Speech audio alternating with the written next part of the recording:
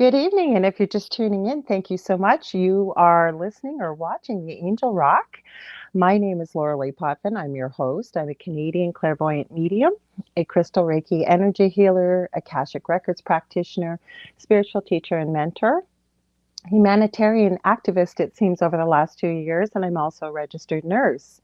Now, if you've never been to the Angel Rock before, my show, I speak with people from all walks of life, either through their professional or extracurricular activities. They're making a positive change for humanity.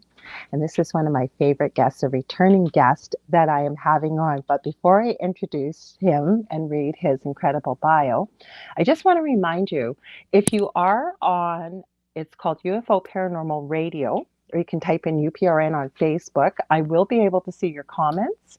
Or if you come over to the YouTube channel, UFO Paranormal Radio, I will see your comments. But if you're on my Facebook page or on Twitch or Twitter, the comments don't always show up here. So I apologize if I don't see them. It's because they're not showing up. I won't see them till after. Now, my wonderful guest that I have here this evening, I'm going to read a little bit of his bio. He's got quite an impressive bio.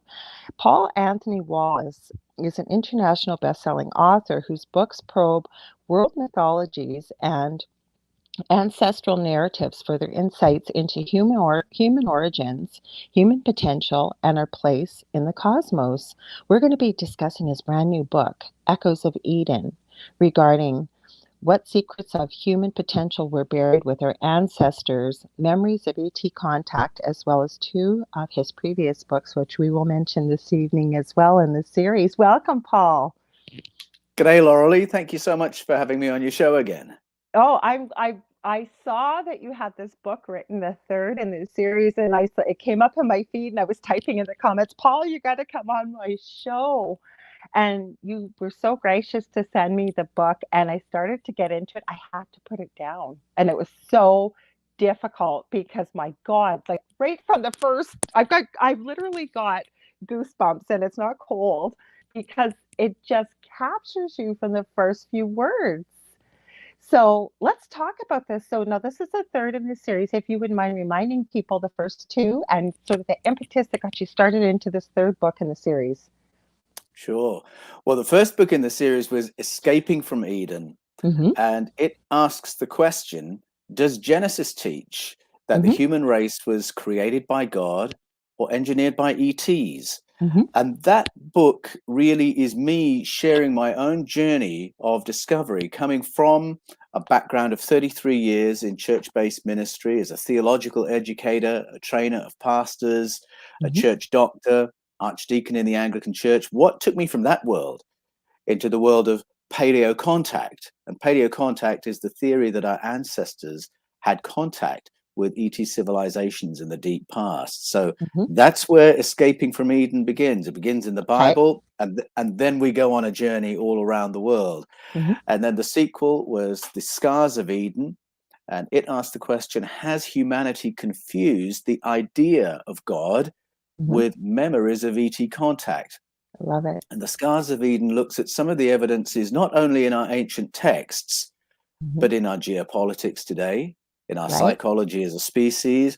What is the legacy that may have been left behind from a time when we were visited, nurtured, colonized by cosmic neighbors? That's what that looks at. And again, we go all around the world listening to indigenous narratives that offer us an alternative perspective on our history and our prehistory. And after I'd written those two, and it's the kind of topic where as you get into it, you realize it connects with everything. And as a writer, you think, oh my goodness, how do I stop this book being about everything? How do I keep the focus here? And I realized, having written Escaping from Eden and The Scars of Eden, it covers a lot of ground, but I'd still left hanging some questions from the first book, which are to do with our human potential, how we understand ourselves today. Who are we really? What are we capable of? Can we live differently to the way we're living right now? And I had found so much rich information in our ancestral narratives in those first two world tours that I thought, well, this is what I have to share in the third book, what secrets of human potential were buried with our ancestors' memories of ET contact, because those themes are absolutely intertwined the moment you sit down and listen to a guardian or an elder of a traditional culture, listen to an indigenous narrative. Mm-hmm. Those themes are absolutely interconnected. You can't talk about the one without the other. Mm-hmm. And the implications are very immediate. It's not just about understanding the world or having different thoughts. It's about, how do we live? What are we capable of? What's possible for you, Lorilei, and what's possible for me? That's part of my message, though, and how I threw in humanitarian activist. I don't normally throw that in there, but with the state of our world, and we're being careful, folks, because we're on YouTube tonight. But that's the beauty of working with Paul in an interview here, because he knows how to navigate that world very beautifully with your your YouTube channels and the multitude of interviews that you do. But that's part of my message: is let's put our differences aside, let's unite as a human race, and we are capable of so much more than we have ever been taught to believe, that we've ever been led to believe. And we talked a little bit about that in our last interview. And I have to tell you, that interview, I was really shocked because it was almost a year ago. It seems like it was yesterday, but there were a lot of things you and I talked about that I am still thinking about today, including, we got into the narrative of what's been going on. Is this really even coming from this planet? Is it coming off the planet? But let's get back to the book here, because what I want you sent me, I don't even normally go through the questions, but because you sent them to me, I went through them, I made notes, and I was like, oh my God, I could just talk for hours about this. They're great questions. So, you know what? Let's start with one of the things I wrote down right away, and it was where am I here? I wanted to go through, but what you were talking about, let me read this quickly. I got a really messy handwriting.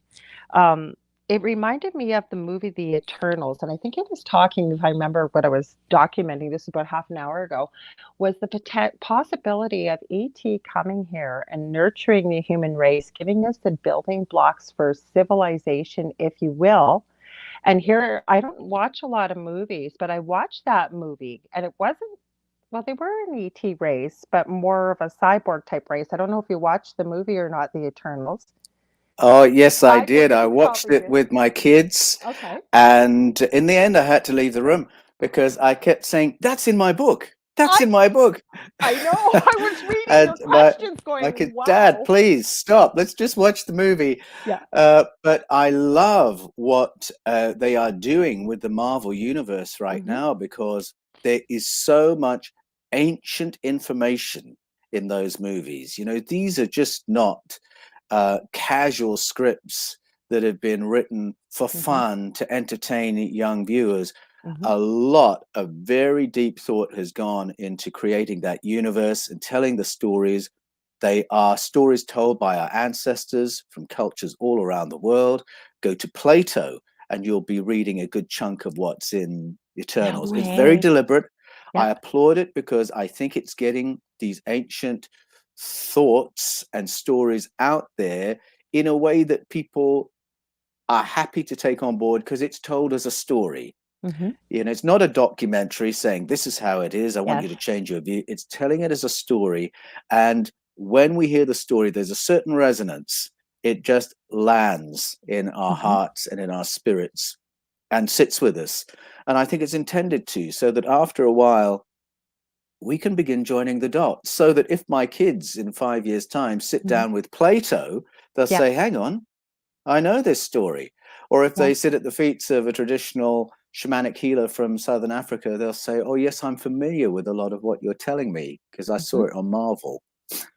No, I agree. Well, never mind. Okay, so we're opening the doors to minds, I believe, all around the world, because it's all ages. I know it's geared more towards certain geographical age in the way of kids with comic books, but we have comic book fans of all ages. But the other thing is, there's a lot of symbology that's in the background too, isn't there? Like ancient symbols. And so when you're talking about, and I have to agree with you, I would never consider myself a historian, but with the type of work I do, we look at, being open-minded, many different cultures, many so-called religions, whatever label people want to slap on it. But you are absolutely right in my research that no matter where you go through the ancient civilizations, that may have a different name, they may call it something different, but there's so many similarities to these stories. So, where did you get? I guess what I want to ask is, where did you start your research? Like, where did you pull from, and what got you so interested when you started connecting the dots? Well, the very beginning of my thought process with regard to paleo contact and civilizations coming and nurturing us was in my reframing of Genesis 1.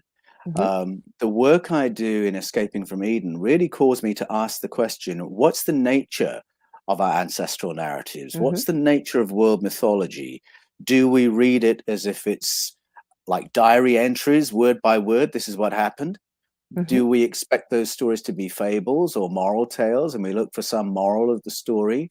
Right. But as I made my world tour and compared, say, Genesis 1 with the story of the Popol Vuh, or the story of Osanabuwa from out of Nigeria, or the Tagalog story from the Philippines, the more I realized that the details that correlate from culture to culture are visual memory.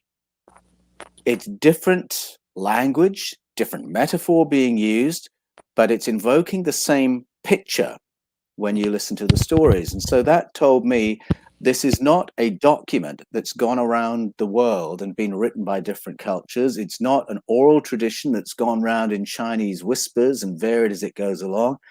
This is a visual memory that has been recalled by different ancestors who've then found a way of telling the story.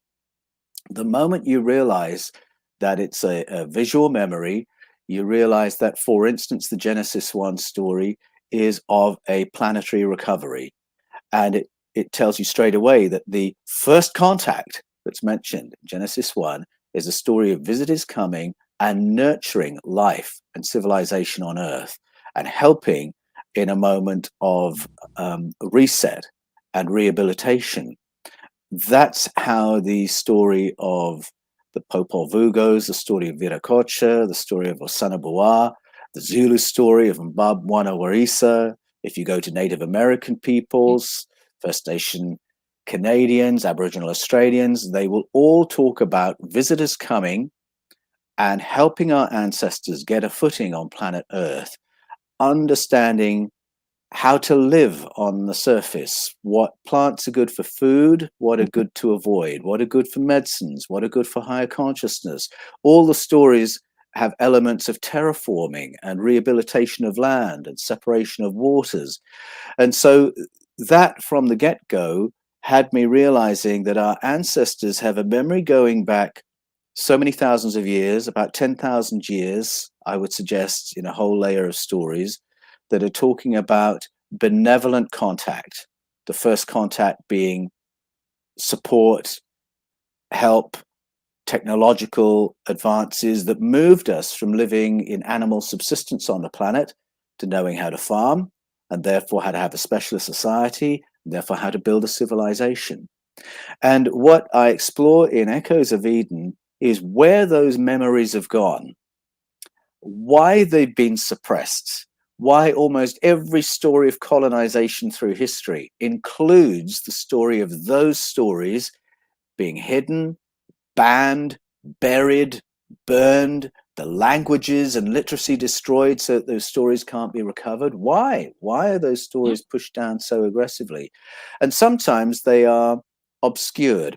And I share in Echoes of Eden my experience in Brazil from way back in the 1980s. I was there studying church life in Brazil. This was part of my theological training. Okay. And so I wanted to understand Brazilian spirituality, how church life worked, what was happening in terms of church planting. Ecclesiogenesis was the buzzword of the time. And I had some wonderful guides who helped me to peer beneath the surface of things. I was there at a time of Harvest Festival, Okay. and I went to a couple of festivals in Amazonia. And initially I was told, oh, these are Roman Catholic festivals where we're going to thank the Queen of Heaven for the harvest. And so initially I thought, oh, all right, I think I know what's going on here. Queen of Heaven, that's a title the Roman Catholic Church has given to Jesus's mum. So we're thanking Jesus's mum for the harvest. I think that's what's going on here. But I debriefed after the first harvest festival with my guide, who in the book I call Augusto. And he said, so what was that event all about? And I said, I think we were thanking Jesus's mum for the harvest. Were we? He said. He said, do you remember those figurines that were on the coffee table in Rita's house where we stayed last night? And I said, oh, yes, St. George and Mary, Our Lady. And he said, what makes you think those figurines were George and Mary? And I said, well, Mary was wearing the blue. She was holding the baby. George, the usual uniform. He's got his sword. He's got his cross. And he said, well, what if I told you that Rita's ancestors on her mother's side are indigenous Amazonians, and that there may be Amazonian belief and ceremony that she's practicing with those figures? What if I told you that her ancestors on her father's side are from West Africa, part of the, was it 4 million who were brought over to work as slaves in Brazil in the plantations? And so there's African belief and ceremony she may be practicing with those figurines. Oh, I said, and this was a completely new thought to me, that something else might be being done with familiar looking figures. So he said, we're going to another festival tomorrow. You might want to ask some more probing questions. And so I did, as best as I could, because my Brasileiro is pretty rudimentary at this point. I'm impressed. But I asked, what's happening? And Augusto said, everything we do in the outside before we go in the church, nothing to do with Roman Catholicism. So ask about that. Ask about the straw figurines. Ask about who we're commemorating. And so I heard this story that we were commemorating the Queen of Heaven, who came down from the heavens, came down from the stars, and taught our ancestors in the deep past how to cultivate corn and how to turn it into all kinds of foods. All the foods and drinks that are part of this party right now come from that ancient moment of tuition. And what I didn't understand then, but I understand now, is that this was a commemoration of first contact. Mm-hmm. Contact with an advanced person, an advanced civilization who came and showed our ancestors how to cultivate crops. That moment is recorded all around the world. You can hear it in Babylonian story. You can hear it in Sumerian story, the story of Shamhat. You can hear it in the Zulu story of Mbabwana Warisa. Hunhunapu is the Mayan version of it.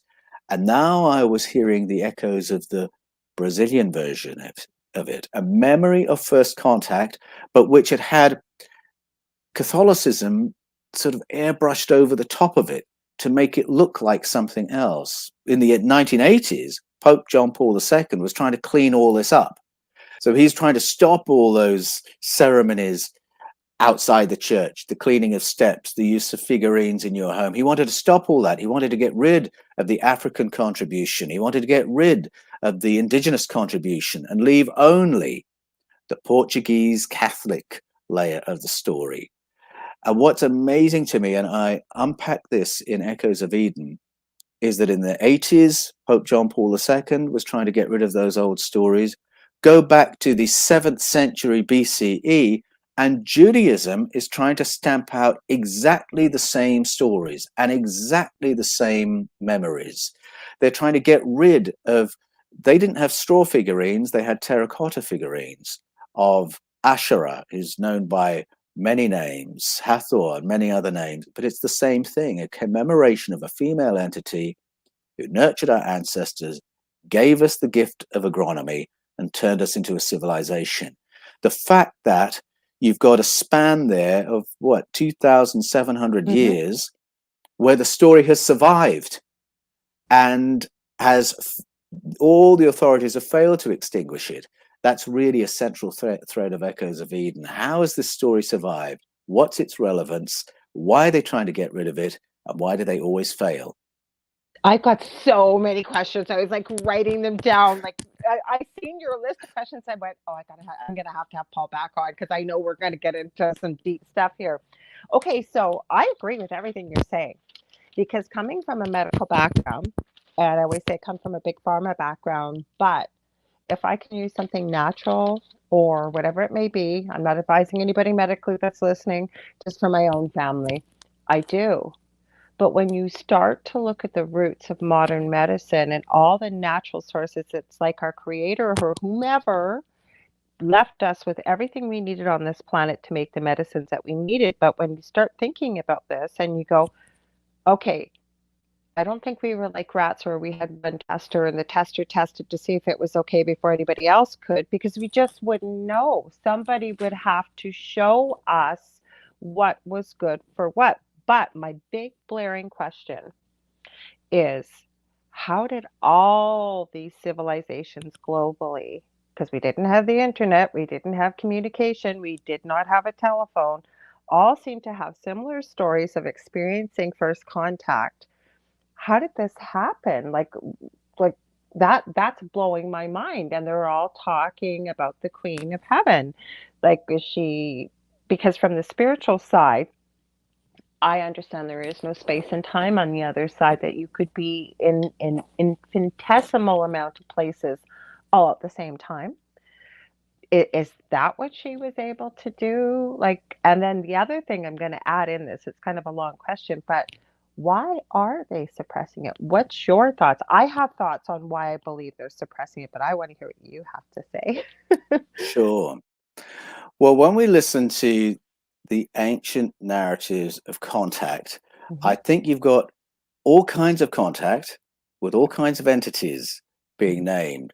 And I think some is very three-dimensional, nuts and bolts. Some people came from another planet in another part of our cosmos and gave us the tools of agronomy. I mean, in the Babylonian story, it's not just agronomy, it's mathematics, it's writing, it's literature, it's legal systems, money systems, all from out of the blue. And all of a sudden, the ancestors of the Sumerians knew how to do it all. And that's long been a mystery of human origins that scientists have fascinated over. Okay, so And where do we so I come think, from? I got to stop you for 1 second. I'm going to throw sure, in there. Where do we come from that they knew we were here, but we were basically like moldable clay? It's almost like we came in with this amnesia. We were like newborn babies and we needed to be nurtured along. I yeah, had to throw that in there too. Sorry.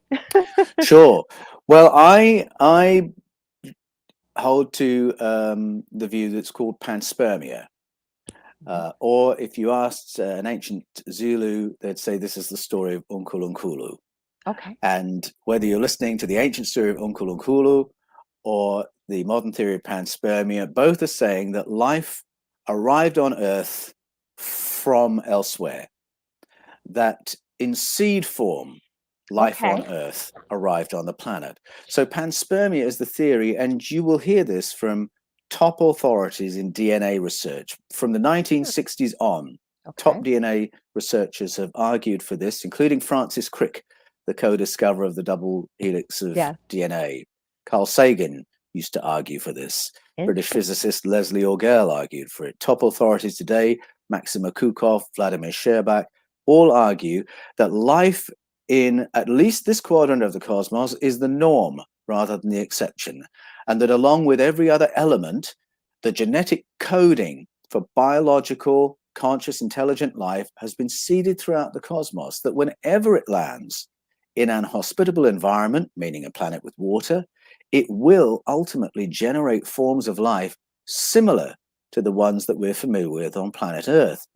Now, if they landed on another planet way, way back, then the possibility is that there will be a more advanced civilization there than Hmm. here.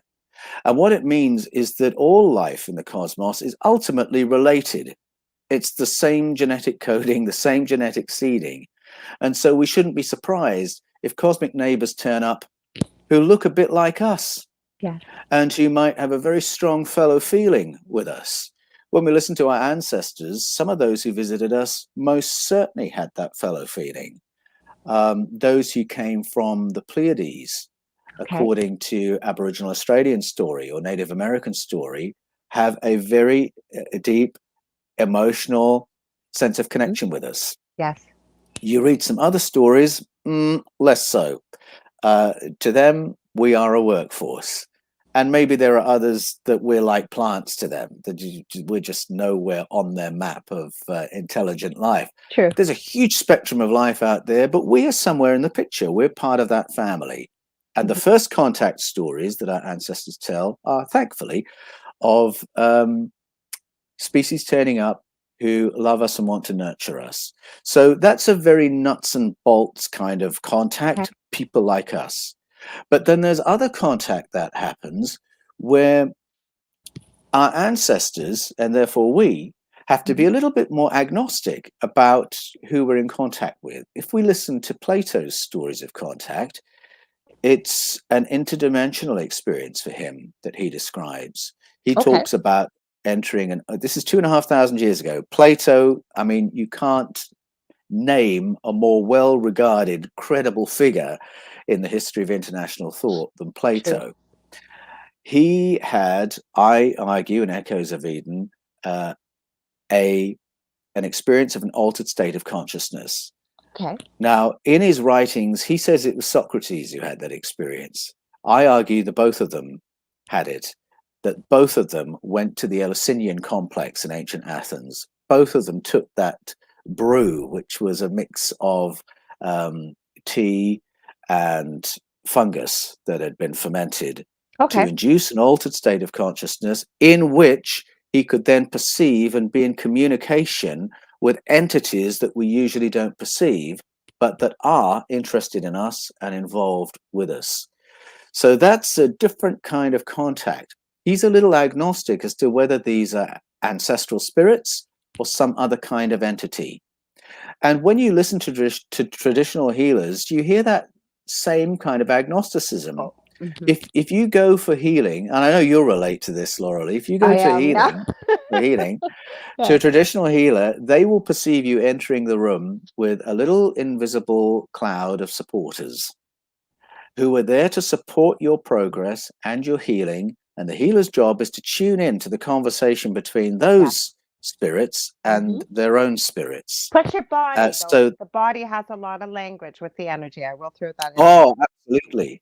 Mhm. But if you talk, for instance, to the Nangas and Sangomas of Southern Africa, they will say the ancestors are with you. Oh But they'll yeah. also be open to the idea that there are other spiritual, whatever that means, entities that they're not quite sure who they are or what they are, but they're here as well and they're interested in supporting you as well. Now, we're not used to that level of agnosticism in our culture today. We want to know exactly what's going Oh on, yeah. especially when it comes to medical things. Thank you very much. But you go to the roots of Christianity, you'll find that same mix. So in Hebrews 12, the writer, he's just listed a whole load of spiritual ancestors who did amazing things and were inspiring and showed greatness or faith in different ways. And then in Hebrews 12, he says, therefore, since we're surrounded by such a great cloud of witnesses, let us shake off the sin that so easily entangles and run with perseverance the race marked out for us. Now, when I first read that as a young believer, I thought he meant those guys were great. Now it's your turn. Yeah.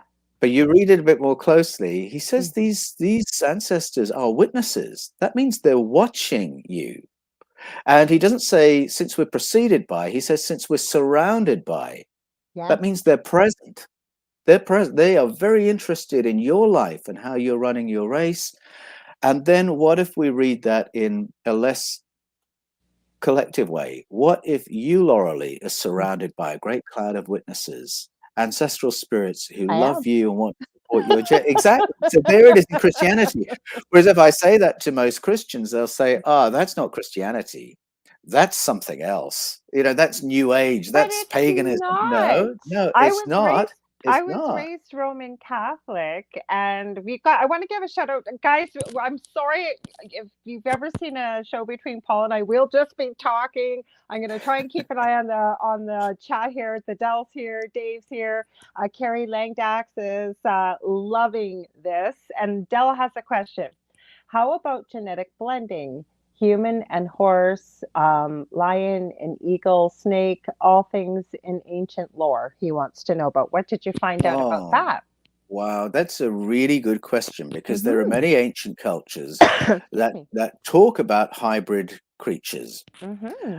And, for a long, long time in our known history, we could only be baffled by those stories. What could that mean? That has to be some kind of a fable. Well, now we're in the era of genetic engineering Mm-hmm. and genetic splicing. Now we're in an era where I know that I share a whole bunch of DNA in common with my cat, Yeah. and in common with some of my food. Mm-hmm. So the idea of genetic blending makes more sense to us than to those who have repeated and translated the ancient stories. I am prepared to believe that some of the ancient depictions of hybridized creatures may be part of some mythology I don't understand, maybe a visualization of something that is not three-dimensional, Mm-hmm. but I'm very open to the idea that some of what we're seeing is what the ancient artists saw. And I often wonder what would happen if we treated our artistic canon with the same veneration that we Mm-hmm. treat our ancient texts. I think an understanding of who we are, where we've come from, what the deep past was like, would be very, very different if we did that. And Mm-hmm. I think it very often is through art that ancient knowledge is shared. So I mean, when I think in terms of heightening my consciousness, um, I think if I could strengthen my inner cat, then I would start perceiving things that I don't Mm-hmm. currently perceive. If I could strengthen my inner dog, I'd probably have a better sense of direction and locating people that I've never met before, but I need to meet. I think if I could strengthen my inner bird, well, maybe I could Fly. navigate the globe a little bit more Mm-hmm. easily, solve problems more quickly. And you say fly, it's very interesting because I think that, for a long, long time, our ancestors felt we ought to be able to fly Mm-hmm. and we ought to be able to communicate with someone on another continent. We ought to be able to see what's happening in the next town. And I think that's driven us to invent things, to invent technology to do those things for us. The moment you sit at the feet of indigenous cultures, you'll realize that our ancestors did those things without technology. You just read my mind. I said this the last time to you, and I'm thinking we already knew how to do all these things. We've lost the art of knowing. That's why I'm always saying we are capable of all of these things. We've just been told it's not possible. From you're hearing it in the womb, for goodness sake, right? Is Yes, that what you exactly. found? Yeah, exactly.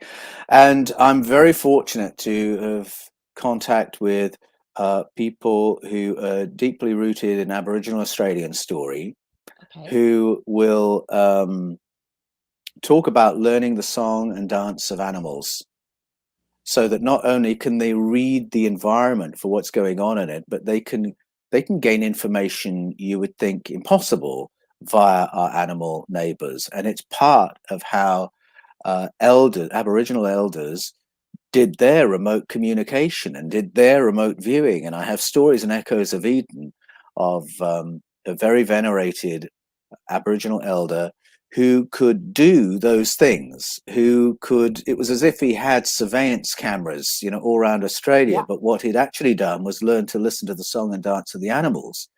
So he could Excuse me. then Yeah. say what you, Lorilei, did yesterday in a place where he was, thousands of miles from that place. Do you think it So was there's that remote kind of viewing? knowledge. I do think it was remote viewing because I've actually been studying this quite a bit. Both of my children, since they were very young, and I never pushed it. I supported it, but they can communicate with animals. My eldest son actually is teaching me how to communicate with animals, and it is possible. And I've also watched. There's an amazing woman out of South Africa, Anna. I want to say Breitenbach, and she will go into a herd of wild baboons and just commune with them, communicate with them. She's communicated with sharks, and they did a Wow. documentary on her. She was able they had this black tiger they called Diablo that they had gotten that didn't want anybody or anything around. It was just vicious. He had come from somewhere else. It was one of these home rescue type of places, really dedicated people. Now the husband didn't believe in it, didn't believe in any of this. And they were desperate. The animal had stopped eating. It was not having a good life. And so they were open to having this Anna. Well, Anna went in and communicated. No words were shared. And she said, he doesn't like his name. He knows what it means. But he said he's very, very, very concerned. What happened to the two cubs?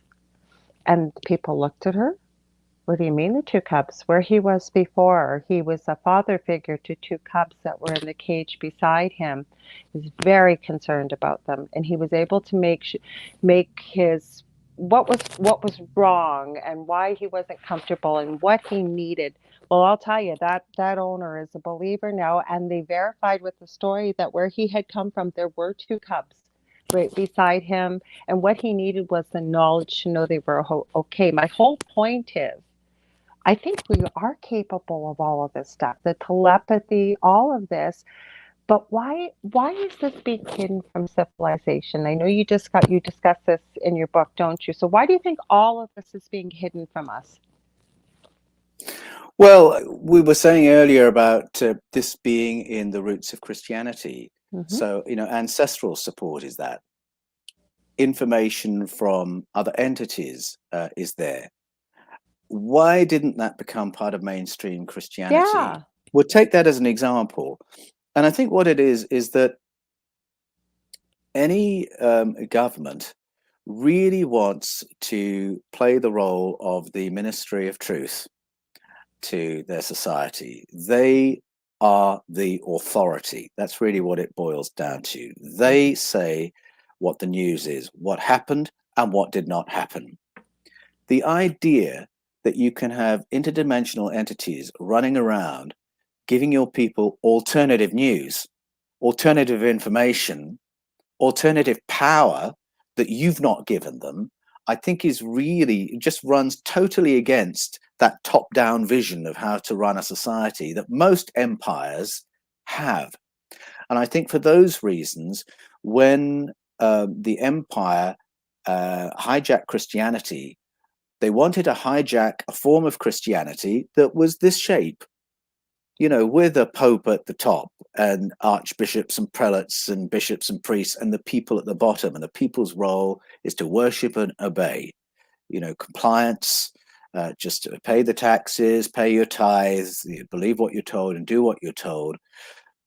Whereas there were lots of other theologies and experiences in primitive Christianity that were far more empowering than that meant that you could go directly to source and get your information. Mm-hmm. You had access to understanding, personal empowerment that was not in the gift of the priest or the bishop or the senate or the emperor. So I think, if you want to run society top down, you don't want grassroots empowerment. So you don't want a Nelson Mandela. You don't want a Jesus Christ, so on and so forth. You don't want a Lech Wałęsa. You don't want other sources of power and information. And so not only was it shut down in Christianity, but it was shut down in all the cultures that imperialized Christianity invaded. So when the church invaded Central and South America with the assistance of the Portuguese and Spanish armies, the whole goal was to delete and replace the indigenous information that was already there. And so that meant burning the vast libraries of Mayan knowledge because it was a written culture. They burned the libraries to the ground and they slaughtered the priesthood so that if any of those texts should accidentally survive, no one would know how to read them. And so they were getting rid of not only an alternative narrative of where we all come from, an alternative narrative of human origins, but an alternative narrative of human potential. Also, they were trying to extinguish the protocols that re-engage our higher faculties. So all the shamanic had to be shut down as well. It was done there. It was done in the United States of America, Australia, and Canada. And in Echoes of Eden, I point out this horrible, tragic period of history between 1880 and 1980, when Canada, the USA, and Australia set about extinguishing the indigenous traditions of Right. those lands. Yes. And they Mm-hmm. did it by stealing children. In Yes. Canada, in that period, Mm-hmm. they kidnapped, and when I say they, this is the state and churches in collaboration, Agreed.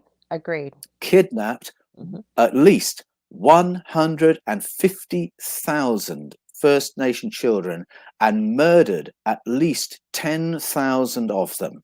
Agreed. This is nuns and priests murdering children to stop the continuation of that culture. I tell the story of Ken Thomas, who was kidnapped at the age of 6, taken from his home, taken to one of these youth detention centers, euphemistically known as boarding schools. And the first thing they did to him was hold him down and shave off all his His hair, hair. Yes. Mm-hmm. because they wanted to cut off any latent abilities associated with that hair, because they knew from the indigenous practice and indigenous story that indigenous people use long hair for sense information. They It's relate to true. the cosmos through their hair. If they want Excuse me. contact, their hair will be part of that contact It's true. experience. They relate to the physical environment. And so it wasn't just about getting rid of their identity, which they did. You can't use your real name. You can't refer to your tribal people. You can't refer to anything you've been taught up until now, and forget trying to relate to other entities and trying to get help from there because you don't have any hair now. So they did that in the United States of America as well for that same period. They translocated whole tribes, they kidnapped children, and they illegalized the initiation ceremonies that passed this knowledge and these practices on. In Australia, they did exactly the same thing, incarcerating children in what were euphemistically referred to as missions. Again, state and church did this together. Their Christian mission to eradicate Aboriginal Australian culture. And it's still going on today. Officially, the Stolen Generation policy ended in 1977. We're still doing it by locating schools well away from many Yep. important Aboriginal homelands. So Mm-hmm. the children, if they're going to get an education, have to move away from mum and dad, grandma, grandpa, and from all the initiation that roots them to their culture and equips them with their unique canon of knowledge and higher ability. It's an ongoing attempt to extinguish alternative stories, except they're not alternative, they're universal. They're in every culture. And I'll stop speaking in a moment and you can ask a question. But in Ghana, it was done in a different way. And I mention this because a lot of people relate to this. In Ghana, when Britain went into Ghana, they didn't do the slaughtering of shamanic healers, so on and so forth. They did the shaming. They did it in such a way that if you wanted to get on in British Ghana between 1874 and 1950, then you would have to learn to dress British and speak British, act British, and think British. And to the extent you could do that, well, then you were a good candidate for a good job and promotion, so on and so forth. And that meant that you distanced yourself from your native indigenous culture. And it meant you distanced yourself from your mum or your grandma or your aunt if they were continuing in their traditional ways and doing traditional healing and telling traditional story and consulting with ancestors and other entities. And so that was gotten rid of and marginalized through making you embarrassed and making you ashamed of it or even frightened of it. These were, your mum was an idolater, your mum was a witch doctor. That was the language that was used, so that anyone wanting to be perceived as educated and sophisticated, oh, I don't believe any of that. And that's kind of the culture I grew up in Great Britain. Oh, I don't believe any of that. And you just knew instinctively to stay away from that woman who never cuts her hair, who lives in the cottage on the edge of the forest in the fields, and who knows what to do with the local flora and remembers all the local stories. Don't go anywhere near her. She's probably insane anyway. hardly anything had to be said. That was the bias we grew up with. And it's all part of this bigger picture of empire wanting to run the show with disempowered people and shut down every other source of information and well-being and health. You could not be more right. Like, Dell is Métis. He mentioned his grandmother. Yes, she was Cree, brilliant woman, spoke 5 languages, was told she was part of these Aboriginal schools. Um, the one thing I've learned recently through Kevin and Ed, I've tried to have him on a couple times, and they don't want him talking about what he's got to share here on Canada, what's been happening. But I didn't even know, and I'd love to just ask off, it's a little bit off topic, but just quickly, is First Nations people here in Canada are not actual Canadian citizens. They're wards of the Queen. Is that going on in Australia as well with your for Indigenous people too? There is a campaign to have the existence of Aboriginal Australians acknowledged in our constitution, Hmm. because they've not yet been acknowledged. Hmm. The fiction is being maintained that this was terra nullius, that this was empty land, that the British Crown very kindly has developed. And there is no acknowledgement that there were people living here They're in the before the paperwork. British turned up and invaded and took over. So there's a bit of a campaign towards a constitutional acknowledgement. Unfortunately, I was very disappointed to hear a very senior Aboriginal Australian leader who has a senior position within politics saying he doesn't support that because the white people Oh, won't agree to it. What's the point of doing that if the white people won't agree? That gives you a little picture of where we're up to.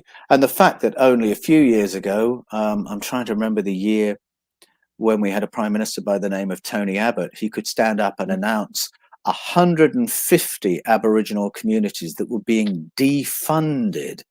So that means no school and no other state provision either. So 150 more Aboriginal communities will have to send their children away to school, away from their parents, away from initiation, so on and so forth. So it's that more subtle version of the stolen generation policy. Very few white Australians would say, I support kidnapping children and removing them from their parents. But if the Prime Minister stands up and says, we can't afford to place teachers in every community, well, a lot of people will say, well, of course, that's only common sense. And so that's how it's done. And so the Aboriginal people as fauna rather than as citizens, yes, it's very much part of the story here in Australia. Yes, they can go and live on their traditional lands if they like, but there'll be no support for them. There'll be no hospitals, there'll be no schools. There'll be armed police because we can afford them, but we can't afford teachers. You put all that together and a pretty coherent picture emerges. I'm just heartbroken because, I think pretty well everybody in Canada I could speak from, depending how many generations you go back, has some First Nations um, historical roots. I know even I do. I'm one Oh, level below yes. if I went for a status card. But the whole point is, I wasn't even aware till about probably about 15 years ago that there are places up north that, like, reserves that have no running water. They have to get water delivered. I mean, we could do a whole show Mm. on this. I just infuriates me.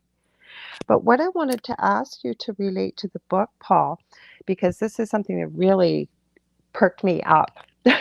You said US intelligence, which I'm well aware of, has spent millions of dollars on remote viewing. How does that relate to what you were talking about in the Echoes of Eden? We may have to tell some people what remote viewing is for our listeners. Most people know, but just in case. So, Remote viewing simply means the ability to see something beyond your immediate environment. absolutely. Now, I've had a few experiences of this myself, Oh, but let's talk. they're not experiences that I've controlled. They Hmm. are experiences that have happened. Hmm. So, for instance, I talk about these moments in Echoes of Eden. I was working for a church some years ago in Victoria, and I had a phone call Yeah. from a musician who Okay. wanted to come to my church and do a gig. Basically, he was an amazing person. He had traveled the world, seen amazing things, and he had a lot of story to share, which he did largely through music. And as soon as I picked the phone up and started speaking to him, I knew exactly what he looked like. I could see him immediately in my mind's eye. I Yeah. could see how tall he was. I could see his build, the color of his hair, the shape of his face. So much so that when he randomly walked into a room a couple of weeks later, I You know. recognized him. I'd seen him before. Round about the same time, we were preparing our house for sale. Hmm. And I went into a realtor's office to ask if they knew any painters who could help prepare the exterior of our house for sale. And one of the agents said, "Oh, my husband is a painter." And while she spoke to me, the image of a man came to my mind: his build, the shape of his head, the color of his hair, the way he walked. So accurate that when he walked down our street randomly a couple of weeks later, I recognized him from what I'd seen. And I share a few stories like Yeah, that. but do you My think that's first, intuition versus remote viewing, or do you? it could be many things. Hmm. It could be future viewing, Hmm. Hmm. it could be remote viewing, or it could be, how am I downloading this information from the field? From Or her how am I energy. downloading this information from the other person? From That's her right. energy, because we have those abilities. I believe we do. Exactly. We have those abilities.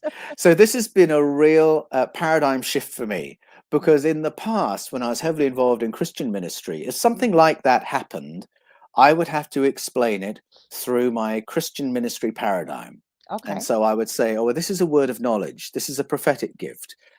The Holy Spirit of God is giving me this information either so I can impress or help the person I'm going to minister to. Hmm. But the journey I've been on as I've sat with uh, traditional healers, indigenous elders, as I've delved into ancestral narratives, is to realize, no, this is to do with the healthy functioning of our bodies and brains. We are all able to do this. Hmm. These are human abilities. Yeah. And many of our ancestral narratives are very clear that we not only all could do this in the past, we all can do this today. Oh, yeah. And there are many shamanic and mystical protocols for helping all of us to unlock these higher cognitive abilities. This is what we're really capable of. This is who we really are. And, we discover it in all sorts of different ways. And I find it very interesting comparing notes with people who've begun their research in DNA Hmm. or in archaeology or in biology or in cosmology, or like me studying ancient texts. And we find, oh, look, this has all led us to the same page where we are realizing we're capable of more than ever we were taught in school. Absolutely. Hmm. So, for example, with remote viewing, and I know people that are natural remote viewers, but as I always say, right? You know, I believe in God, so I'll say God. If He created the seeds that were seeded here, whomever created us and put us on this planet, that we have natural born leaders, natural born musicians, natural born athletes. Sure. Same as with these abilities, I believe. But Well, does it? that's true. Okay, I want But to add one thing. I want to add one thing. sure. But just because we may have natural born abilities and gifts does not mean we can't access all the potential that's there to be all that there is. Go ahead. Definitely. I agree with what you're saying, but there's a really funny moment in the history of the research into and use of remote viewing by American Hmm. intelligence, and a Okay. number of intelligence agencies were involved in this. I mean, The the Men Who national, Stare at Goats, that movie. yeah, that's right. I was really angry about that movie because I felt Hmm. it was really mocking It was. people who um, I think have suffered a great deal for the way in which they've been exploited for human technologies Yep. that the powers take very seriously. It is in the interests of government for the public to believe that all the things in Men Who Stare at Goats have been debunked, while secretly Hmm. intelligence practices this in private and invest millions of And it dollars into still it. exists today. I will bet Still money on it exists because they say today. it's Yeah. over, it's done with. No way. No No. way. Mm-mm. There was a period where you can follow the budgets, and you Mm-hmm. know that from what was it, Nixon onwards. Mm-hmm. I don't know if you can list all the presidents from Nixon through to Clinton, but they all supported the budgets for the remote viewing programs. And then after that moment, when officially it was shut down because a fundamentalist Christian became the department head and didn't want Mm-hmm. anything to do with anything that he thought might be demonic, all that really meant is that they now subcontracted to other bodies that would develop the remote viewing for them. Mm-hmm. But there was a moment in the history of remote viewing in the USA when a new department head came in who was a little bit skeptical Okay. about remote viewing, never mind that it had yielded significant um, strategic value to the states during that time. And that's the Mm-hmm. only reason the budgets were renewed from year to year, that it was showing Mm-hmm. strategic intelligence value. Mm-hmm. Nevertheless, a little bit of skepticism. And so they brought in what they believe would be control people who they could compare their abilities in remote viewing against the people they were employing. And so they just brought in, standard, friends of friends. You have a go at this. Mm-hmm. And they even invited some members of staff who were not part of the program. You have a go Right. at this. Yeah. And they found out that they were every bit as good, and some of them even better than the people they'd Yes. been employing, in a way that actually showed the validity of remote viewing. And so they didn't defund the ones they had, they employed more people. Okay, so with remote viewing, for people that haven't heard of this, because I'm surprised how many people that haven't heard of this, you can, and I argued Joe Montaldo, who owns the network, and thank you, Joe, for giving me the space to have this show and interview wonderful people like Paul. In the show broadcast, by the way, out of New Orleans, Louisiana, I forgot to mention that United Public Radio Network. While I'm speaking of that very quickly, please check out our YouTube channel, the UFO Paranormal Radio Network on YouTube. We've got membership that you can buy into. You get all kinds of extra content. I have a couple extra shows that I can't post on the regular internet. You're going to see that kind of content. So you help support us, and you get lots of goodies in the meantime as well. So please check that out.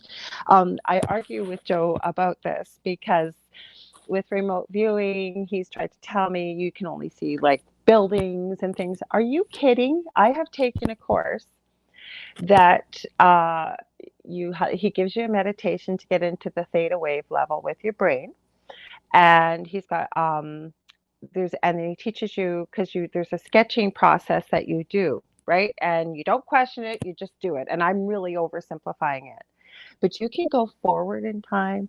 I know you know this, Paul, but for our listeners, you can go forward in time. You can go backwards in time. You can get minute details.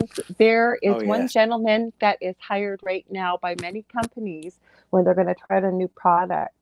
They get him to remote view to go into the future to see what the validity will be of it. Will it be a success? Will it not? You can go back in time and go view historical events. Or like we started talking, and then I got asked a question about the Aboriginal gentleman you were talking about in Australia, that looking at the animals through the, what the animals had left, but also you mentioned some remote viewing as well he used too, right?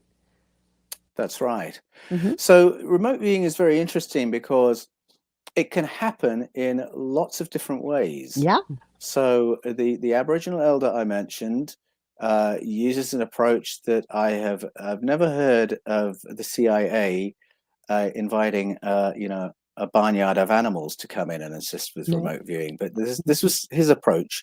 If you go to John Dee, who was Yeah. developing remote viewing for Mm-hmm. Her Majesty's Secret Service under Mm-hmm. Queen Elizabeth I, he was developing a contact modality, Mm-hmm. contact with other entities, in order to get remote communication and remote viewing going.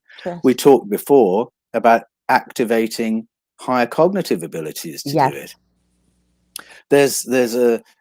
I find a lot of people are comfortable with the language of intuition But there comes a point where you're well beyond that. When Ingo Swann Oh, remote you were viewed, reading my mind again. This happened the last two yeah, shows we did. Go ahead. Sorry. when he remote viewed the rings of Jupiter 9 months before anyone else had seen them, because we hadn't got the probe close enough to find out that Jupiter even had rings. No one had even suggested Jupiter had rings.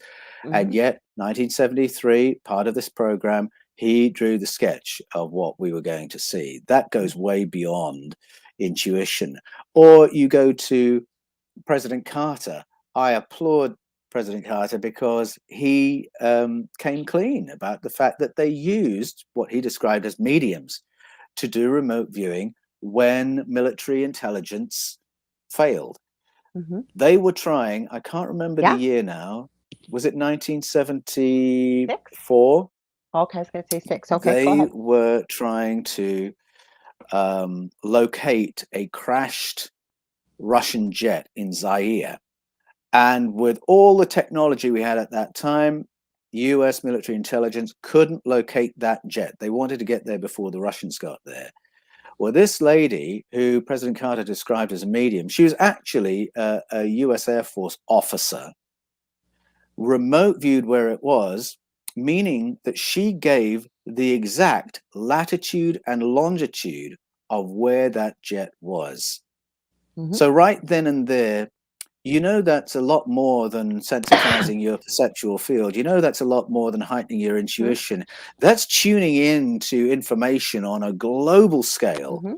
And then Ingo Swann takes it to a solar system scale. So that what it is putting question marks over our whole understanding of what space is, and what time is, and what consciousness is. I had a moment, I talk about this in Echoes of Eden, where I was watching a 6-year-old doing an exercise with blindfold training. So he had this blindfold on that enabled him to open his eyes, but only see darkness because it was absolutely sealed. And at the beginning of the exercise, all he could see was absolute darkness. And then after some exercises, he could name the color of cards held in front of his face. And then a little later, he could name the colors of cards held behind him. And then you could put 3 colors back to back. He could tell you the order of the colors. And then he was handed a book he'd never seen before, and he started reading it. So I'm watching this, and I'm thinking, with the colors, maybe there are color receptors on the face here. Yeah. And then he started reading the book, and I'm thinking, maybe there's some leakage of light that he can discern dark from light, and maybe he can pick up words that way.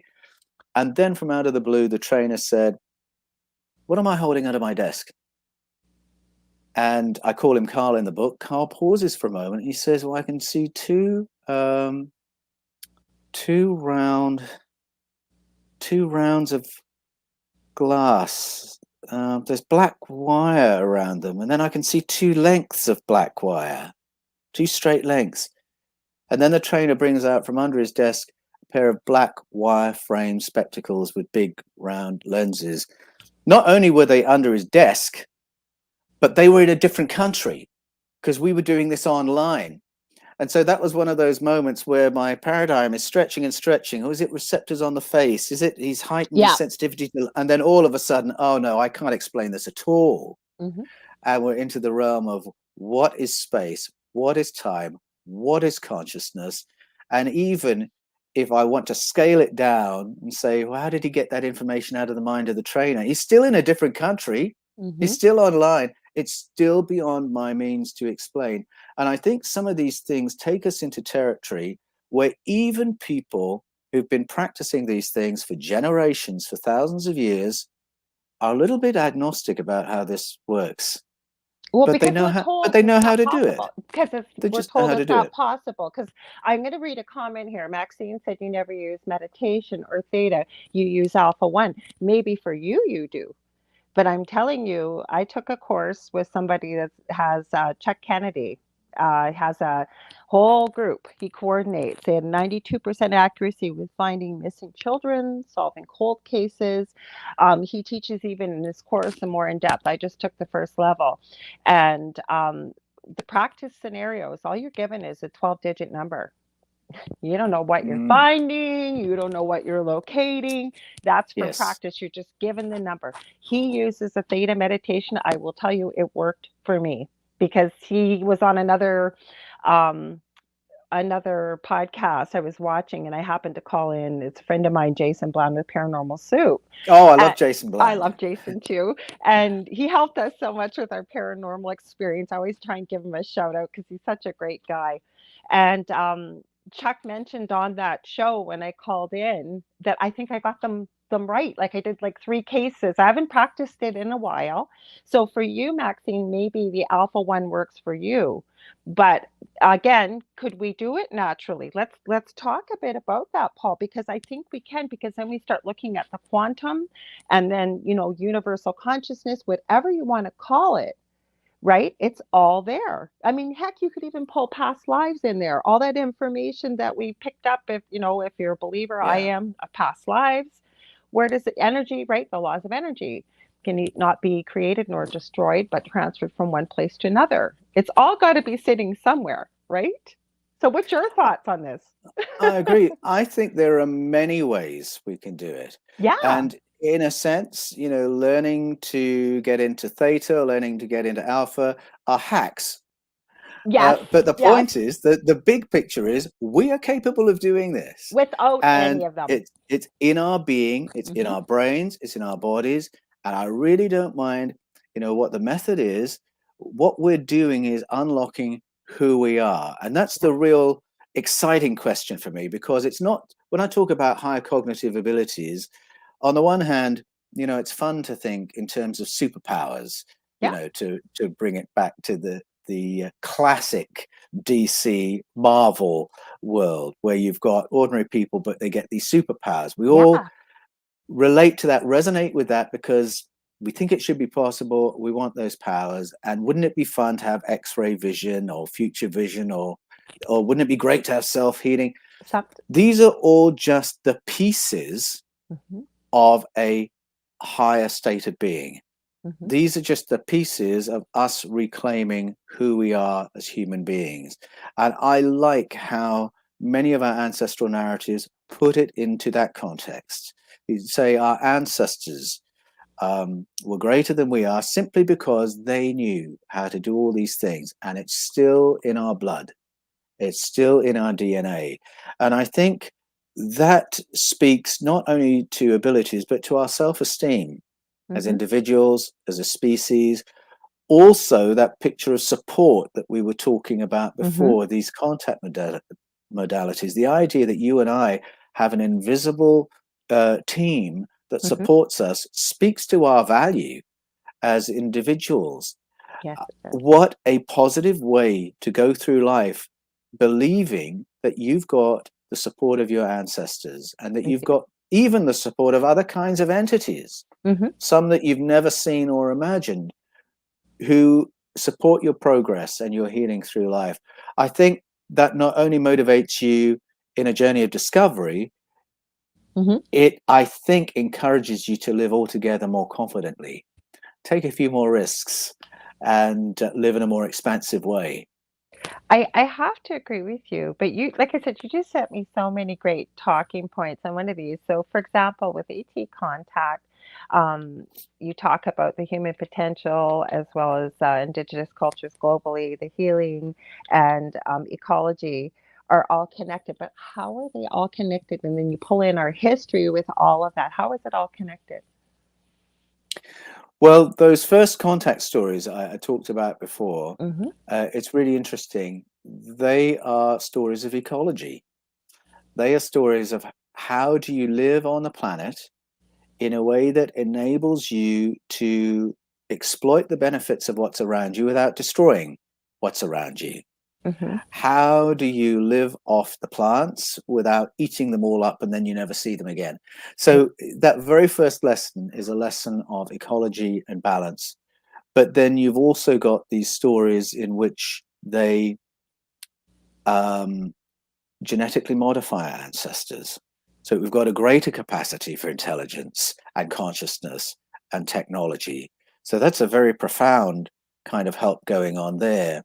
And I think that there are all sorts of ways in which the story of contact and higher cognitive powers are connected. A lot of people, for instance, who have close encounters today will report higher cognitive abilities in the aftermath of that contact. They will start having remote viewing, future viewing, precognitive, self-healing experiences. Some will have experiences that are quite bewildering, they can't control. They find that they're switching channels on their TV without using the remote, and it can be very anxious making because they don't know how to manage what's happening to them. And I do a bit of coaching with people who have those experiences. So who we are and what our abilities are very connected with contact today and contact in the deep past. And there are people who report memories of contact from their childhood in which there was a very deliberate tutelage given to the child, where they are taken somewhere where they are shown, this is your solar system, this is your planet. This Let is me your show you how. family, I This have is your heard. family, Yes. absolutely. And also things to do with self-healing. This is what you do to fix yourself when you've got this imbalance or you've got this injury. I find that absolutely fascinating, and I do lift the lid a little bit on that in Echoes of Eden as well. What about near-death experiences too? Because people that come back from that type of experience, I'm going to pull out Dr. Eben Alexander, who is absolutely atheistic. It was science, science, science, and he's in a coma, near-death experiences. He's no longer a neurosurgeon. He's traveling the world talking about what he had with this experience. But I've studied them for over 40 years professionally and personally. I believe I've also had one as a toddler myself, a near death experience. But it seems like people are more able to access their gifts, if you will, or our potential, or they, after the experience, they are. What's your thoughts on that? Yes, some people, the after effects of a near-death experience can be very similar to the Hmm. after effects of a close encounter of the Hmm. fourth kind, let's say, and it can be in the terms we're just discussing, where a Hmm. person comes back and they've got these skills, but sometimes people come back and they've had the experience of knowing everything, Yes. and they've just had this incredible, overwhelming download of information and understanding. Hmm. I find that really intriguing because can you do that without a near-death experience? Answer, yes. Yes. And if you look into the history of the Cathars from the medieval period, this is a people group I talk about in Echoes of Eden, Hmm. they were learning how to do exactly that without a near-death experience, where they were tapping the knowing everything from which we all came, so they Hmm. believed, before we incarnated as human beings, where they're tapping the knowing all things that comes from our contact with source. The Cathars believed that, and they had protocols for developing that. And it's another example of suppression because the Roman Catholic Church murdered everyone in the Languedoc over a 100-year period. They genocided what's an estimated 1 million people to get rid of that information. They could see how powerful and dangerous the information was because the neighbors of the Cathars called them Cathars. That meant the good people, the pure ones, because they had actually succeeded in building a better society in medieval Europe. If you went to the Languedoc, you went to a place with very low crime, very low violence, totally unlike the regions around it, because they had tapped this information from ancient sources, from Gnostic sources, from esoteric sources, and it was all about tapping this higher knowledge without a near-death experience.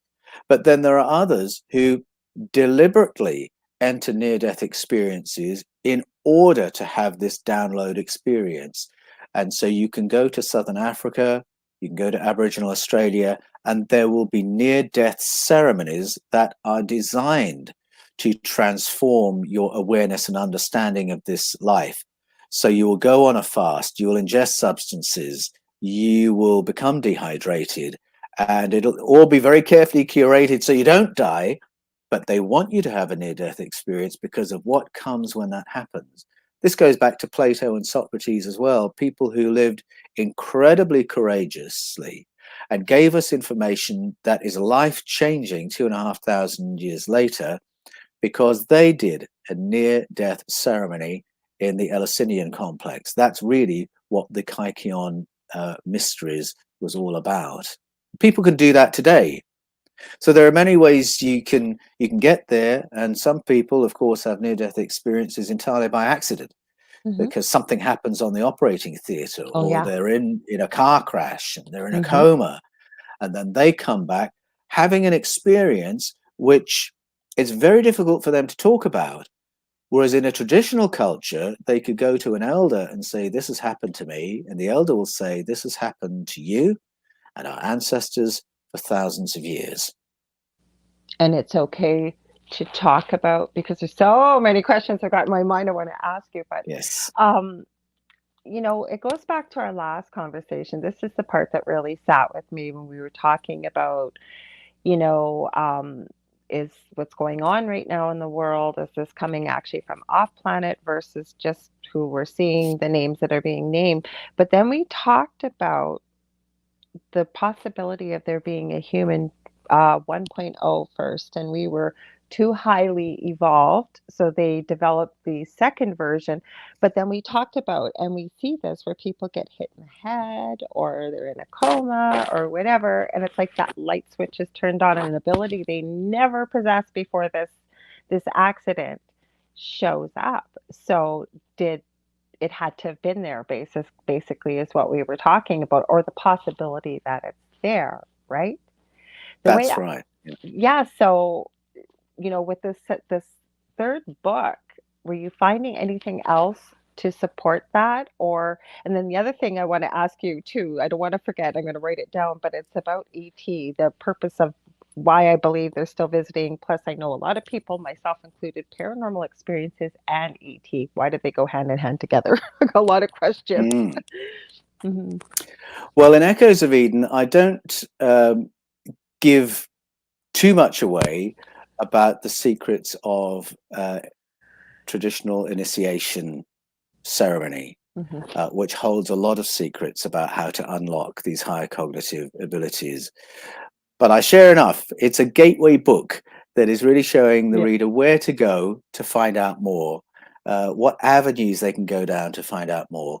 But what I can say is that when you listen to some of the traditions that were hereticized in Christian history, or if you go to the indigenous peoples who were shut down, slaughtered, marginalized, then you will find that they have similar practices. I talk about the Kaikion ceremony, so that brew. There are brews all around the world designed to take you to a near-death experience so that you can have a contact experience and so that you can have a download experience. So there's that approach, which is through foods or through fasting, very controlled diet. If you look in the Bible, there are many examples of fasting being used as a protocol to facilitate contact and remote communication. And again, you look at the near-death ceremonies, fasting is always a part of that. So there's the controlled use of foods, if I can sum it up that way. And then there are protocols of controlled conscious breathing, which are to do with the activation of our brains and switching on of neural pathways, so on and so forth, that often leads to the kind of heightened abilities we were talking about before. So there's that as well. I think something I talk about a little bit in the book is heightening our connection with animals. Because I think if you have a pet and learn to communicate with the pet and learn to understand what the pet is telling you, what you're actually doing is developing other bits of your sensory information systems, your awareness, other forms of language, forms of intuition that are actually going to enable you to process information that your cat might pick up that you would miss.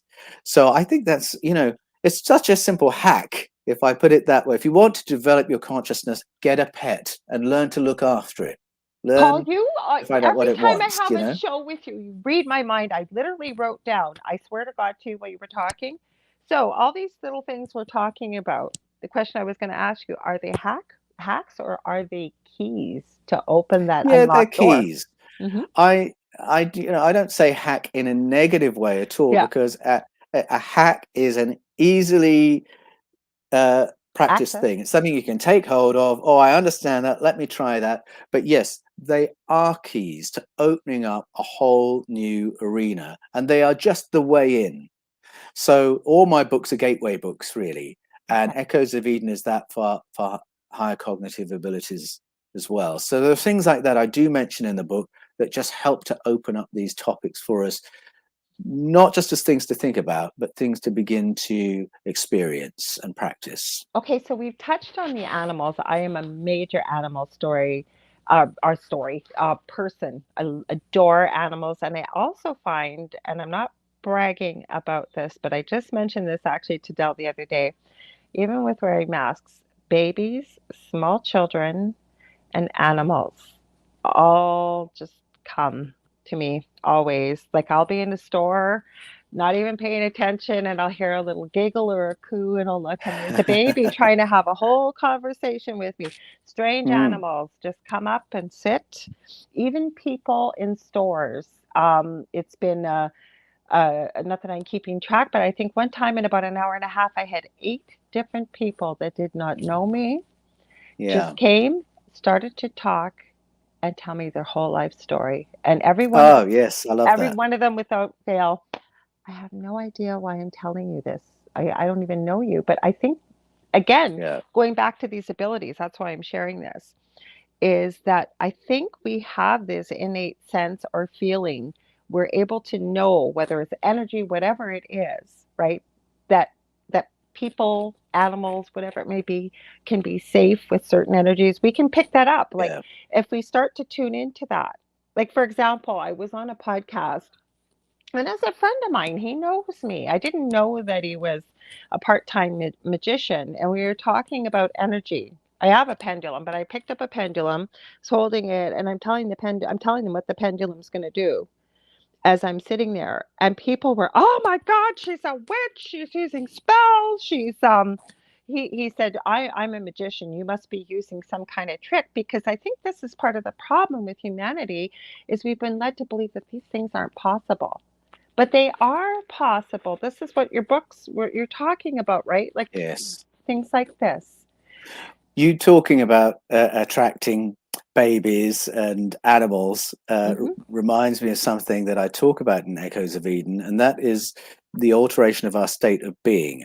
Okay. And so the Cathars did that. I gave them Okay. as an example. Very similar to the Cathars were the Hesychasts, Okay. who have a practice of controlled conscious breathing. And that's a tradition of spirituality within Eastern Orthodoxy.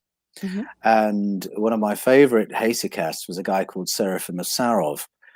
He lived from 1759 to 1833. Hmm. The word Hesychast means a peaceful person. The Okay. Cathars were the good people. And then the Hesychasts were the peaceful people because Okay. they were known for having this very peaceful aura that they had developed through their disciplines, including controlled conscious breathing. And people used to tell the story of a wild bear that would come to Seraphim's hut and just sit with him Hmm. while Seraphim was praying or meditating. And Seraphim could feed the wild bear because the bear felt comfortable in the presence of this very peaceful person. Now, my mum's a bird watcher, and she'll tell you that if you want the birds to come closer, you have to be peaceful.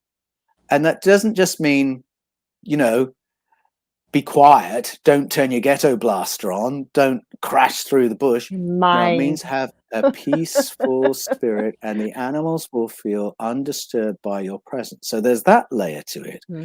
But I think there's something else that happens as well when you inhabit your space. Now, all of us have an electromagnetic field Absolutely. around our body, and it's very difficult to say where that stops, how far it extends into the I planet's think we can electromagnetic extend it field. or pull it in. We can I do think that. so. And I think when you are inhabiting your field, a number of things happen. First of all, just at a very practical level, people might not know this, but when they have a reflex action that suddenly pulls them back from the curb because a vehicle was actually about to hit them, when there's a very quick response like that, it's not your nervous system that's done that. It's your electromagnetic field. That's what's fed the information to you that allows you to respond that quickly. Your nervous system actually can't move that quickly. So we do use our EMF all the time. I learned that my body uses its EMF to manage the back of my throat. At my age, the back of the throat comes a bit looser, and you can start suffering from sleep apnea. And I was able to fix it by fixing my electromagnetic Oh, field. we're going to have to talk about that So one. I think if you're inhabiting your electromagnetic, which means that you're inhabiting the space around you, that's why the baby feels connected with you, because your fields are connected, and the Oh, I baby knows got it. there's contact between you probably before you do. And you Absolutely. might be meters apart, Yep. but you're connected. Now, that's not woo-woo. That's how animals survive in the bush. They have to know when that tiger's coming way before it's Or in the their eye tiger line, can be there. Like I've seen like you predators know? in the same space at the water hole. And in the beginning, years ago, I think, Yeah, how yeah, do they know that they're safe to drink? And then when yeah. you get into talking about all this stuff, they pick that up. They have to read that. Yes. Hmm. Look, certainly there's body language, but it's this electromagnetic field. And what is your field doing? Is it in that shape because you're in a place of predation or aggression? Or are you actually very happy and peaceful, in which case that baby's going to gurgle at you and smile at you and want to come and give you a cuddle? Hmm. I don't know because it's, and the same thing I always say, there's no coincidence. I'll tell a story very quickly. For example, I was at a store last year. And when I had my previous home, we had cats, and they all needed to get spayed. So we went to the low cost spay and neuter clinic that had opened at the Humane Society. And the girl, I believe she's from Australia actually, and she was just lovely. She loved her cat. She kept saying, "I just love your cat so much." But she said, "I won't be here when you bring your dog in." And I said, "Oh, how come?" And she said, "Well, I'm going to have a baby in a month." Like just a little tiny bit of a thing you could barely see. Fast forward a year later, I'm in a store, standing in line with a mask on, and I hear this little one in the line over, maybe 8 months old, cooing at me. And I look at this baby. She's got the most beautiful blue eyes, and we're having a conversation, even though we're not speaking. I look up. Guess who her mother was? The lady from, didn't even see Ah, her mom lovely. at first, but these kind of things happen, right? So the whole thing is, now let's get into this a little bit too. We got a little bit more time. I could talk to you all night, but I've noticed with a lot of people in the paranormal field, myself included, seem to have ET experiences as well. Now you can get into. I know Joe's been doing a 20 plus year story, a study on Rh negative blood, which didn't exist to, I believe it's 20,000 years prior in our DNA profile, the green hair, the red eyes. My mother has all those things. Um, but also, there's so many people that report ET contact. What do you believe? Do you believe that you found it to exist? It still is occurring? And what would be the purpose of that you believe? Well, stories of ET contact are as old as humanity. Absolutely. Every culture has contact narratives. And I would suggest almost every culture has a spectrum of contact narratives. So, as I said before, some of the stories are very nuts and bolts. People like us are turning up, and then some are extra dimensional, interdimensional experiences, and then some are experiences of altered consciousness that you then have to interpret. And I think that that contact means different things. So you've got the contact that is there to support, as we talked about before, support us as a species, support Hmm. us as individuals. And I love the fact that the writer of 1 John 4 in the New Testament encourages the early believers to expect support and communication from entities that they might not know who or what they are. So there's that going on. In that same text, he says, don't give away your sovereignty, though, because, some might tell you stuff that's not right. Mm-hmm. So that's interesting. So, all Yes. right, I still have to think for myself, still have to weigh up what I perceive or hear. And I now have to be open to the possibility there are entities that are perhaps not very friendly. Mm-hmm. And then you've got other ancient stories. So many cultures around the world have dragon stories, Oh, I which was thinking about that earlier. appear to be memories of a time when we were governed over by entities that had no sense of empathy with us, Yeah. whatever. Are Mm-hmm. they still in the picture? Well, when you get on to stories of the Sky Council, such as you have in the Bible or in the Sumerian stories or in the Norse stories, for instance, Mm-hmm. or the Greek stories, that council exists to moderate the different agendas of the ET demographics. And there are other kinds of beings there as well, energy-based beings as well, maybe interdimensional beings as well. There's some kind of a détente, understanding, terms of engagement that govern the level of interference and contact, and I think are intended to limit the level of interference and contact. It tells us that there's a spectrum of agendas. Some are here to help us, some are here because they want what we have in their own gene pool. So it's like we're a DNA farm for those people. Okay. Although it's a bit unfair to name it that coldly, because I actually think there's a positive relationship reflected in a lot of those hybridization stories.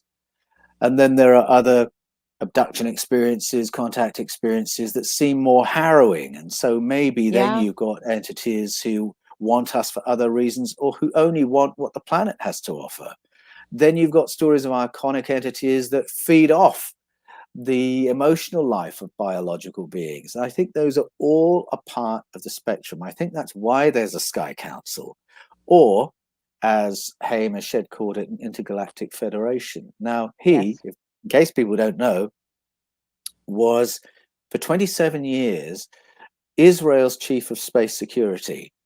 And a couple of Christmases ago, he made an announcement saying that on the basis of his Mm-hmm. experience, and that's very senior, his understanding is that we're already in contact with a range of ET We are. demographics who Mm-hmm. we called an intergalactic federation, but who largely have chosen not to self disclose until we have a better understanding of space. So there we are, the policy of non disclosure that annoys so many ufologists Mm-hmm. and experiencers. He's saying that policy hasn't come from our governments, it's come from above. Mm-hmm. But it's clearly not a watertight non-disclosure agreement, because there is so much going on around the world in terms of contact experiences and contact phenomena. Um, a lot of that contact, I think, is positive. That our helpers are actually wanting to support us and encourage us at an individual level and hopefully at a higher level as well. Mm-hmm. But the support is needed because there is Yeah. a range of agendas and there are some less human friendly agendas for our planet going on. Good. And I take reassurance that there is that federation there, because it means we're not just here like sitting ducks waiting to be picked off. There's a much more layered picture than that. And I would encourage people who have contact experiences that have been positive Mm-hmm. to welcome that. And if ever you felt a hint of, I've got an invisible team supporting me, start asking questions. Ask the questions you really want answers to and see what comes, because I do believe we have support at every level of human society. And I think that's why many of these stories have been curated by our ancestors through the thousands of years that we've been on the planet. Okay, Dell has it. We've had so many great comments and questions here, guys. I wish we could have. If we would be here all night with Paul. I love having him on. I was so excited about having him on tonight because I knew this was going to be a great conversation. But Dell said, okay, so he feels it's just an excuse. Why do some dictate to the masses when I guess we're Yeah, talking? Mm-hmm. yeah. In terms of disclosure, well, Mm-hmm. at one level, they can't, uh, and They're forbidden. the covert layers of government that make their decisions about non-disclosure actually can't stop contact happening, and it is happening. Mm-hmm. So I would just say that, if there's not going to be official announcements, then let there be grassroots disclosure, because there's so much contact and communication happening. And then I think it's also worth recognizing that within government, intelligence, military, there is a spectrum of agendas there. There are some involved in military intelligence who would like to disclose more, and there are some who would like to disclose What about the less. trade-off we heard about? Why can't I think of his name right now? I can see him from, I believe it was the 50s before Eisenhower, that there's been talk of him. I believe it was him. What is his name? God, I can see him. Um, that he made an agreement with the ETs that they could abduct humans for research purposes. I've read that theory before, and I for Yeah. technology. Well, I believe conversations have happened at that level. Hmm. I believe there's been collaboration in terms of our back engineering technology. Hmm. Ed Mitchell believed that, sixth Hmm. man to walk on the moon, and Yep. campaigned for the US government to come clean about that. Yes. So I'm pretty confident that communication has happened. There's been back engineering, there may have been agreements made, but frankly, at the end of the day, what power do we have in a conversation like that? Is that not like an agreement between a mouse and a lion? I agree. You know, so I I'm not too taken with the idea that there's been an agreement that so many human beings can be abducted in exchange for this much technology. I I struggle to believe it would be quite like that, because we really have no power. But No, I and I do agree. believe there has been some exchange. I do believe there's been back engineering. I do believe there's contact. I believe there's ongoing communication, but there will always be a level of contact, abduction, so on and so forth, that there's no way we can control. And I think if we want any kind of a lid on that, we need to look to our ET neighbors who are sitting at the table, who are more aligned with us and Agreed. who are more pro-human, to help stand up for us and say, well, actually, this is our planet, Yeah. and put some of the brakes on what's happening. And I actually think that is what the Federation is about. I think that that's a big part of the conversations going on. It depends who you listen to or what you read, because I couldn't even begin to say half the names. And it happened to show up in my field by somebody with a blog that's now deceased. I never followed him. I just sometimes he had an interesting guess and stuff. It was Robert David Steele. He used to, I think, was once upon a time with the CIA, and he had these links to all this stuff. And I started watching and reading and about the Galactic Federation, and that there's all these benevolent ETs that are on the side of the human that talk to. It's too. We could talk about that all night, but it was. So I first I thought I was going crazy reading this, and then I started to think about it. I thought that could very well be possible. It might explain a lot of things. Yeah. Now, we. Oh, go ahead. I was going to ask you a question. We got time for a question, but go ahead. Were you going to say something about that? I was saying, yes, I think that it can be really overwhelming, It is, yeah. when you look at that and when you look at the bigger picture, and it can be quite terrorizing as well. I mean, even if we say, well, there's a mix and there are some for us, some against us, just opening your mind to that reality can be overwhelming. And I think Mm-hmm. it's very helpful just to bring it back to our experience, and who are you in contact with, Mm-hmm. and what is your experience. You might have some harrowing experiences you need to process, and I do coaching with people for whom that's the Mm-hmm. story, but the great majority that I speak to, their experience of contact is, I think I have support. And I I would don't encourage remember. people to come back to that. I don't remember. I have missing time. Like I literally blinked, knew the road, and an hour and a half had passed, and I was about 40 kilometers away from where I started in the opposite direction. I have no idea what happened. And I don't think it was negative. I just found Yeah. the story fascinating because it made me understand a lot of things about that we actually, I believe, are eternal as human beings. We're just having a Yes. human experience. And what Yes. I'm saying, it went really deep. It didn't scare me. It made a lot of sense, but because it was such a strange story to be hearing for the first time in its entirety, there was a lot of familiarity, but it made a lot of sense to a lot of these higher consciousness type um, processes, if you will, trying to understand them. So it wasn't scary. Yes. Well, that is interesting you share that, because your experience and my own experience Yeah. are similar, because I had 4 or 5 encounters when I was 20 years old that I couldn't understand Hmm. at the time, and that I tried to interpret through my evangelical Christian Yeah. lens. Yeah. So I was saying, well, I think that was an angelic experience. Well, that must have been a demonic one. Now, the light of my more recent research, I realized, no, that was what we call a close encounter of the fourth kind. Yes. Yes. Except, like you, I can only remember the beginning and the after. I can't remember the during. There's a bit I Yeah. don't know. And I also have to go back to that year and realize there's missing time Hmm. in that year.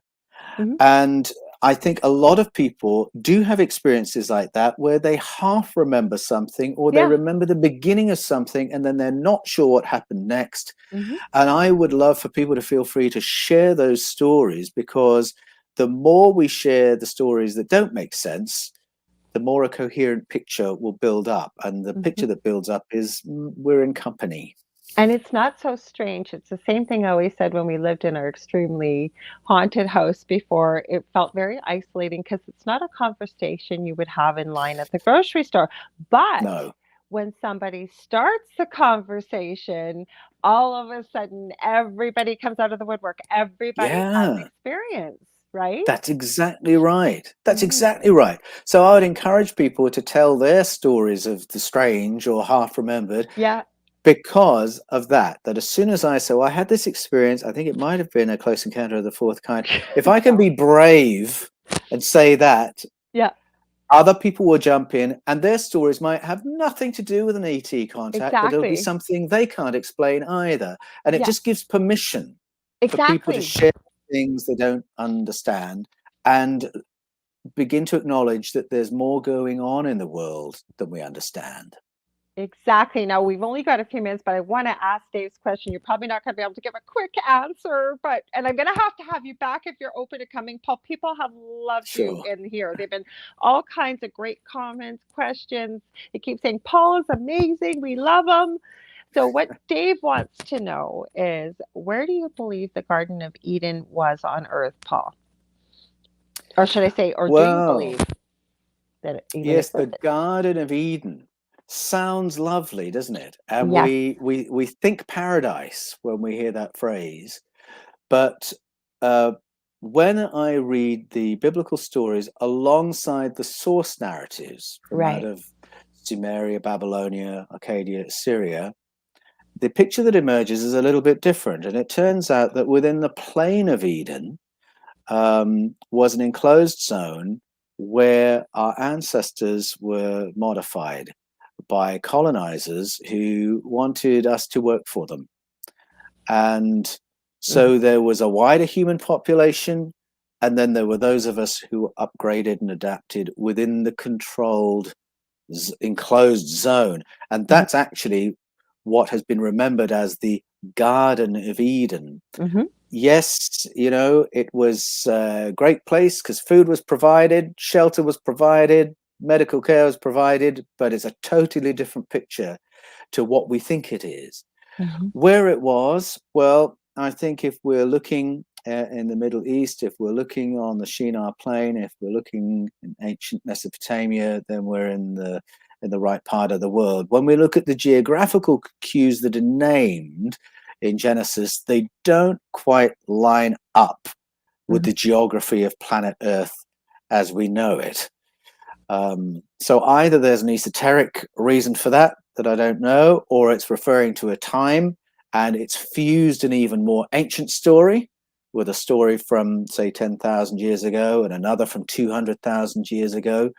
So there's a little bit of, I'm not quite sure what we're looking at here. But a lot of the stories of beginnings do go back to Mesopotamia. The Babylonian story goes back there. The Sumerian story goes back there. And the biblical story goes back there. The Fertile Crescent. If you ask the Max Planck Institute or the University of Az in Norway, they'll say, yes, Fertile Crescent, Karakadag. And they will point to a very particular point on the map and say, that's where human farming began. And out of farming comes specialist society. Out of specialist society comes civilization as we know it. Yet that story is only 10,000 years old.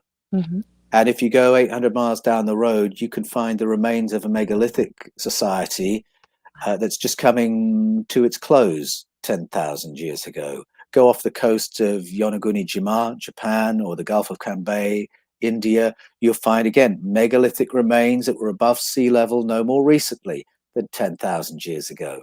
So there's a previous story, human story, it would seem, that we don't know anything about prior to the first farm. So that suggests a cycle of beginnings, a cycle of gardens of Eden, if I can put it that way. And then when we realize that there's evidence of technological behavior in Southern Africa 200,000 years ago, I'm talking about prehistoric gold mining, well, then there's another beginning we need to know about. I argue in Escaping from Eden that by the time you get to Genesis 11, you've read about 5 stories of beginnings.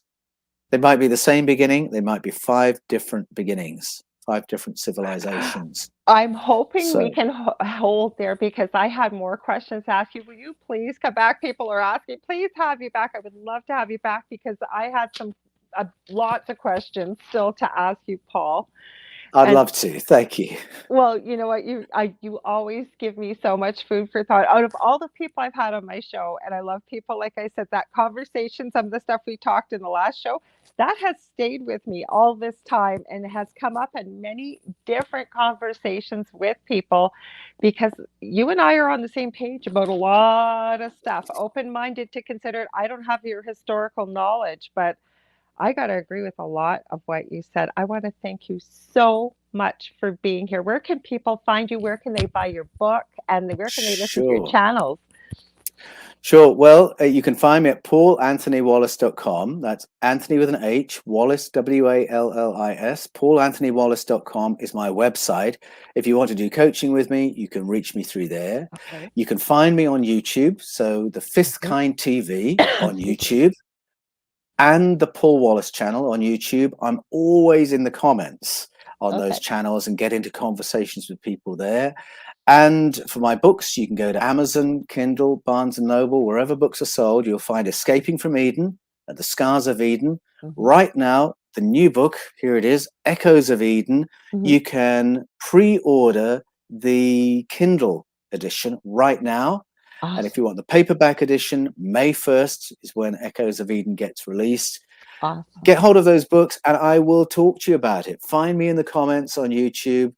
Tell me your thoughts. I'm always happy to compare notes with my readers. And I'm so enriched by those conversations. So I'll look forward to that. Well, thank you so much for being here. Oh, like I said, I haven't even asked you half the questions. I was taking notes and because I know we always have such a phenomenal conversation. So thank you.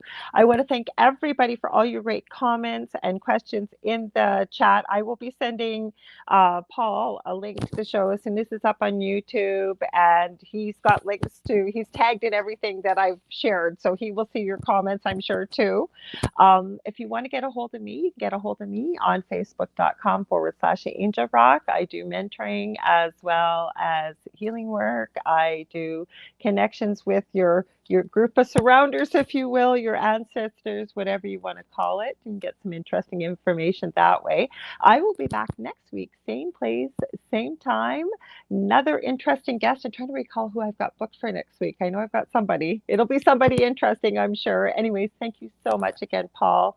Thank you to everybody here. Good morning, good afternoon, or good evening, wherever you may be. We'll see you next week. Thanks again, Paul. Bye. Bye.